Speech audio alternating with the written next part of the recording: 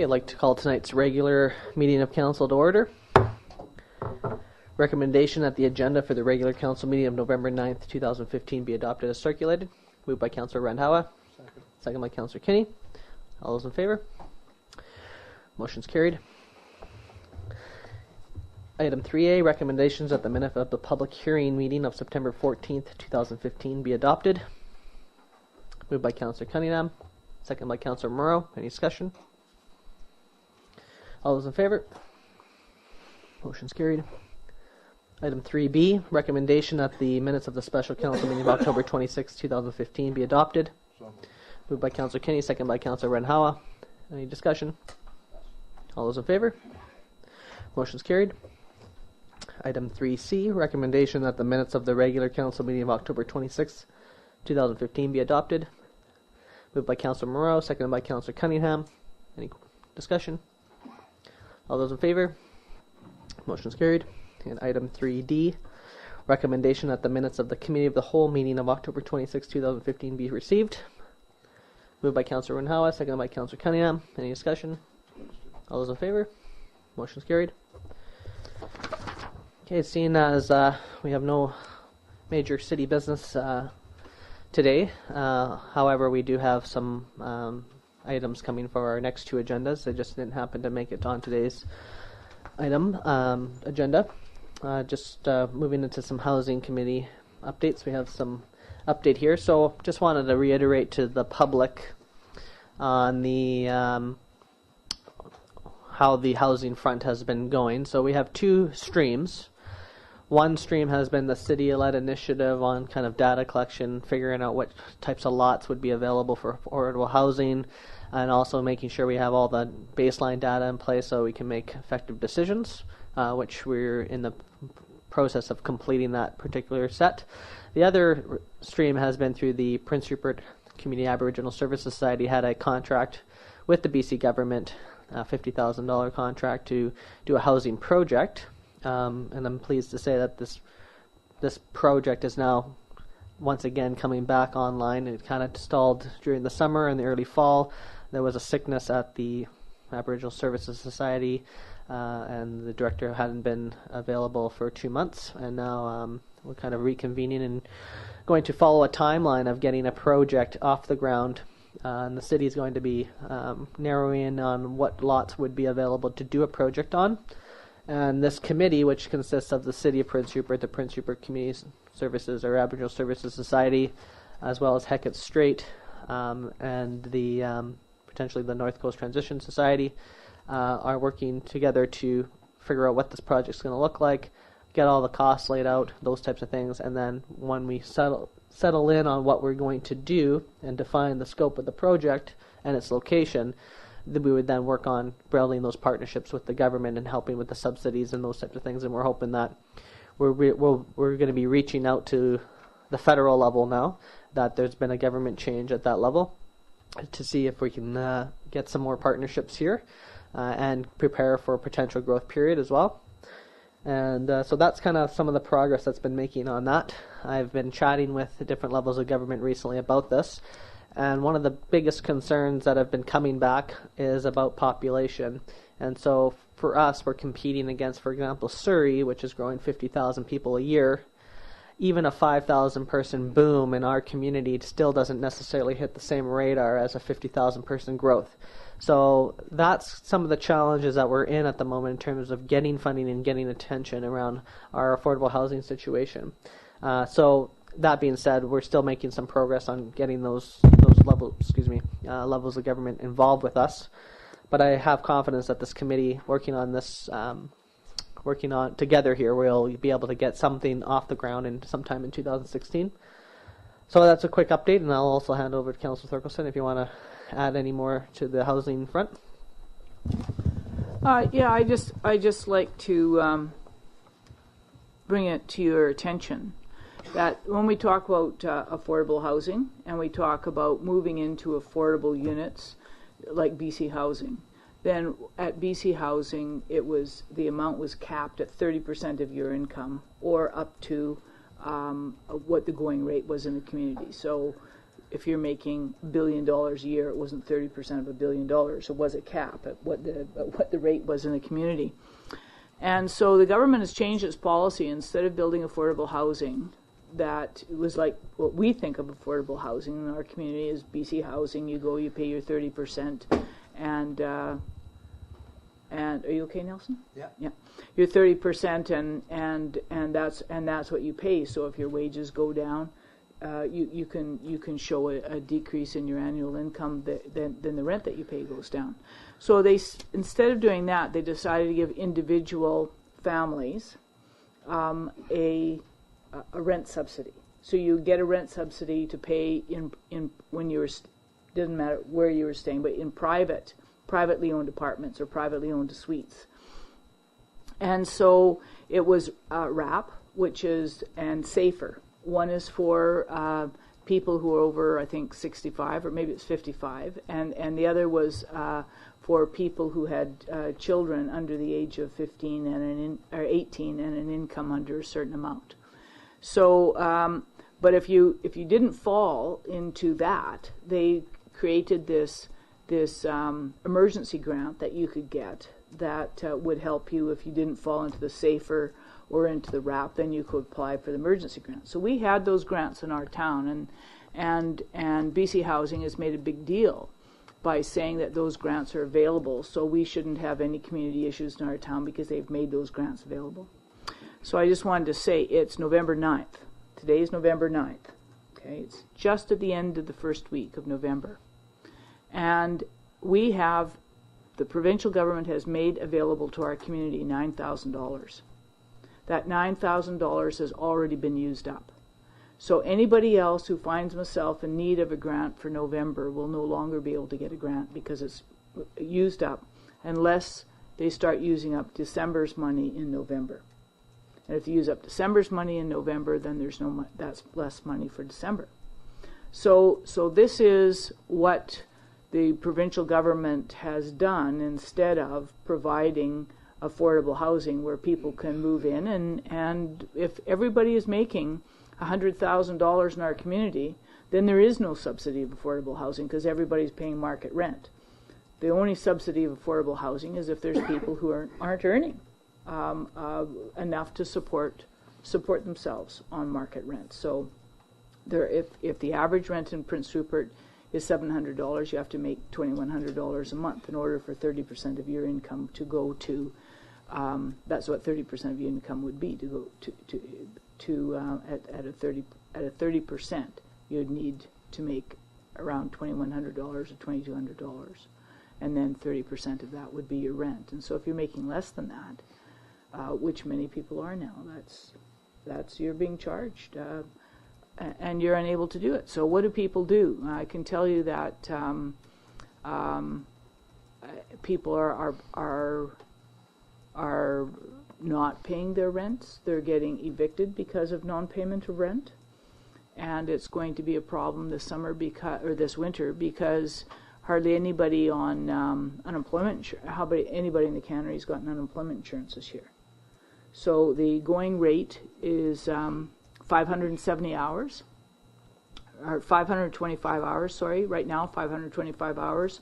Now, if you can believe it, I think 30 people in the plant, including maintenance guys, got 525 hours. Maintenance guys got laid off 6 weeks early. They normally get a 2-month layoff. They got, I think, a 3.5-month layoff this year. So, but they got enough for EI hours, but most of our workers didn't get enough for EI hours. Now, many years ago, I don't know how many of you guys have ever been on unemployment insurance, but in 2005, we also had a crisis. Around 2003 and 2005, we also had a crisis because it was a poor year for a number of years in our community. And we had a campaign at that time that talked about making our EI area smaller. What happens is that every province is broken into economic areas, and our economic area goes from around Cache Creek north. So from Cache Creek to the Yukon border, from Haida Gwaii to the Alberta border. Okay, so just look at 2/3 of the province. Okay, And in that is called our economic area. And in that economic area, they average the employment, and they come up with your unemployment for that area, from all the way from that huge top 2/3 of the province, and that is what determines how many hours you need. So if there is lots of employment which there was many times 100% employment, what the stats Can figured was 100% employment in Fort St. John. That's in our area, and because there's more people in Fort St. John than there are in our side, and they had 100% unemployment, 100% employment, that skewed the whole north of British Columbia and made the whole employment rate go up and the unemployment rate go down, because one community that was heavily weighted, that had lots of people, had full employment. And so our rate right now is $5.25. Our rate can go up or our rate can go down, but it's not going to be governed by how many people are unemployed in this community. It's going to be governed by how many people are unemployed in Fort St. John. Because Fort St. John has the population mass and we don't have a population mass. So if Fort St. John's unemployment drops, our unemployment will drop, even if our unemployment rose. Even if really, truly, Prince Rupert, fewer people in Prince Rupert were unemployed, because Fort St. John's, it's driven by what the rate is in Fort St. John. You guys kind of, do I explain myself?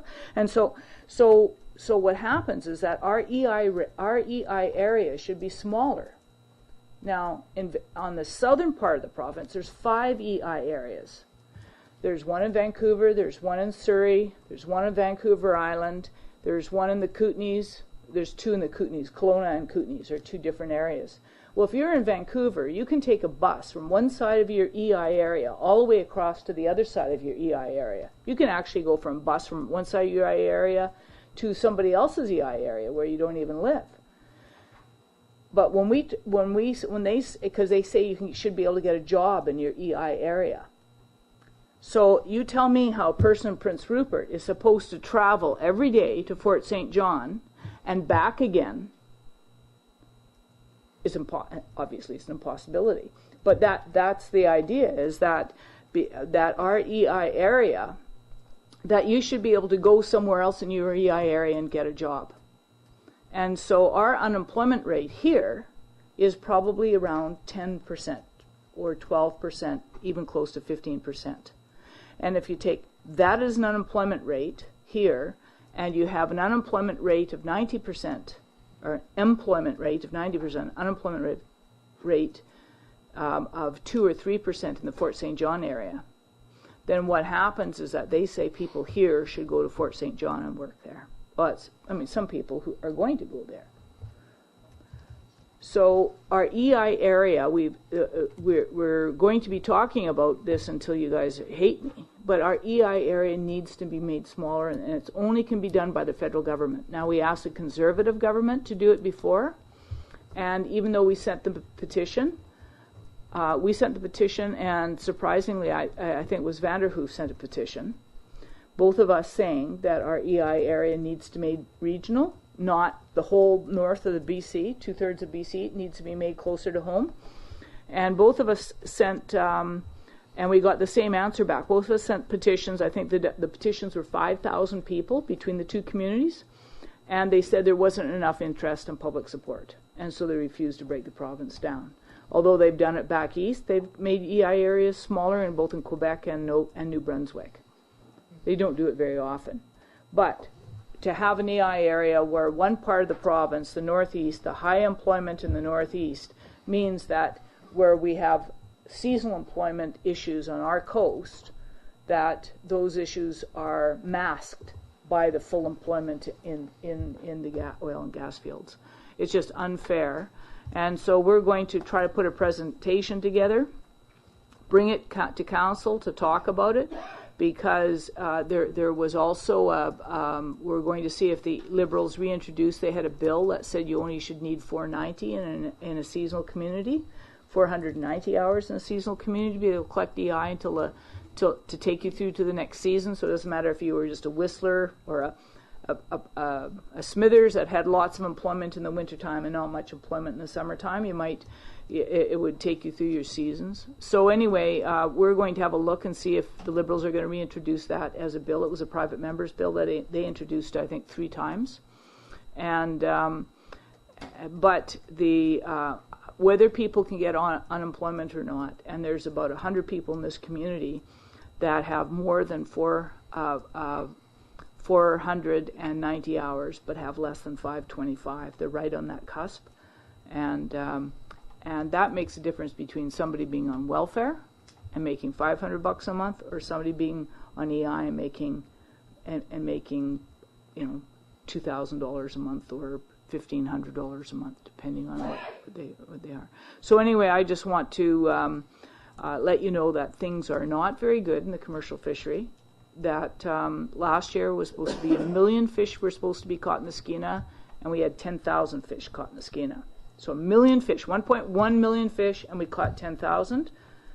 And on the Nass, we caught what we should have caught, which was a couple of 100,000. And there were no pinks. We were supposed to have 7 million pinks, and we had none, 0. So you went from 7 million pinks preseason forecast to 0, 1.1 million sockeye on the Skeena to 0, and that's why the commercial fishery is hurting this year. And so anyway, that's a long and involved story, but that EI affects more than just workers in the fishing industry. It affects everybody. That same EI story affects everybody, not just us in the commercial fishery. But I thought I was that because we're really going to try to mount that campaign, because it really isn't fair for the whole of northern BC to be brushed with the same color. We're not. There's a high employment area and there's low employment areas. Thank you for that long, and I know everybody would. I think it's a good meeting, though, that we have this understanding in our community, because our community has the highest rate of highest per capita unemployment rate, and the highest number of people on unemployment insurance, or the second highest number of people on unemployment insurance, and the highest number of people on welfare, or the second highest number of people on welfare, and we compete with the Kootenays is where we're competing with. Thank you. Other so moving away from this, and just to say that will definitely help with housing on the ground here too. Is there other reports from council? I've asked the last 2-3 meetings about 801 Borden, and Bob was going to look into it. We received a letter from Laura Griffith sometime at the end of September about a rezoning application, and it hadn't been followed up on. And there's 2 rooms that have been totally renovated. The other are 80% occupied of the 80% of the other 16 rooms. And this goes along with the housing thing, because they're all rented to low cost. They're into a low cost housing. And I just want to know what, if anything, has been done about this. I'll just quickly say I believe that the owner has passed away, and then there was a kind of a shift in terms of how that was being approached, and I'm not sure where it's at now, though. The builder passed away, the contractor passed away last January. Oh, okay. And the owners were here last summer, and there doesn't seem to be any movement on this since then, and I'd just like to know if there's a problem. If there is, it can be addressed, or if city staff can look into it and find out what the delay is about. Yeah, I believe there's no problem. I think it's moving forward. So it just depends on the interpretation of what's actually happening. So. Well, let's find out what's actually happening and get it happening. Other reports from council? Okay, I'll just quickly make a couple announcements here, and then. So first is Remembrance Day is this Wednesday, so there'll be a service down at the courthouse. So I believe people can arrive anywhere between 10 a.m. and 11 a.m. To honor our veterans, and so our annual event will be down there. And also, though, I believe that the Legion will be open in the afternoon for people to come by for hot beverage and have a chat with the Legion down there. Also, there is going to be a launch celebration of the Love Prince Rupert campaign this Saturday, November 14th from 11 a.m. to 3 p.m. at the Civic Center. So a whole bunch of local businesses will have their booths set up. It's part of a kind of a regional campaign to help local businesses brand and market themselves more effectively. So there'll be a whole bunch of things down there. There'll be prizes, a whole bunch of things, food. So that's from 11 a.m. to 3 p.m. on Saturday. Also on Saturday is the annual Seniors Tea, Fall Tea, same day at 11 a.m. as well. And two other items here. First is that Councillor Moreau will be attending the Children's Fit for Communities forum. He leaves Wednesday on my behalf. I need to be in the community for work, so he'll replace me on that and come back with a kind of a update on what he learned there. And I believe our city planner is also attending that. And also, I attended a Nation forum last Thursday.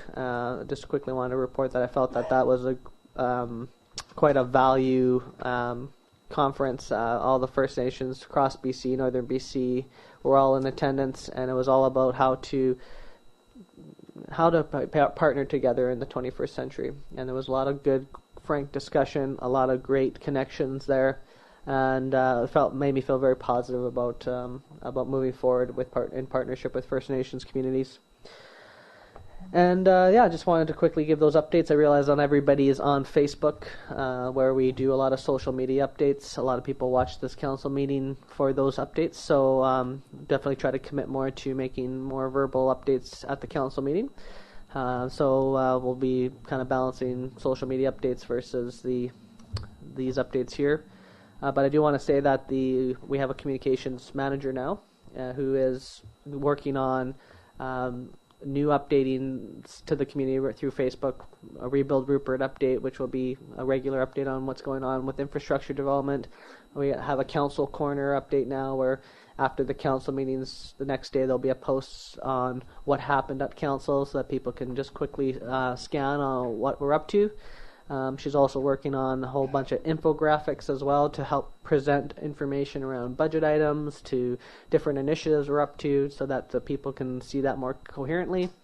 Half the town is on Facebook. About 7,000 people in Prince Rupert are on Facebook, so it's one of the mediums we're using, but also trying to explore other ways to get those messages out to the community. And of course we'll have an annual report where a lot of the information is compiled. So those are some quick updates. And there's no other reports from council? I don't know how many months ago it was, but Councillor Moreau had asked about terms of reference for a business committee, and I believe city staff was looking into preparing some. I just wanted to know where they were at with it. Mr. Mandrick? City staff did prepare an outline for council, and that was submitted to Councillor Moreau and your worship, and we were waiting for feedback as to how you wish to proceed with that, whether you wanted to form a committee or exactly what next steps were you wanted to do. Okay, well, we'll get it in front of council then. Why weren't they given to everyone on council? At the time, we were just putting out the idea of if that was in fact what was being looked for, so we were just waiting for feedback at that issue of this is what we were looking at. So there were nothing was defined. Sorry. All I would add is it was just trying to, in my original motion, it wasn't specifically clear what exactly the deliverables we were looking for in that particular committee were, so I worked with Mr. Mandrick just on basically fleshing those details out. Okay, so we can get something to council here shortly on that. Okay, as there's no other reports, I'd entertain a motion to adjourn. Moved by Councillor Kinney, second by Councillor Cunningham. All those in favor? Okay. Meeting is adjourned.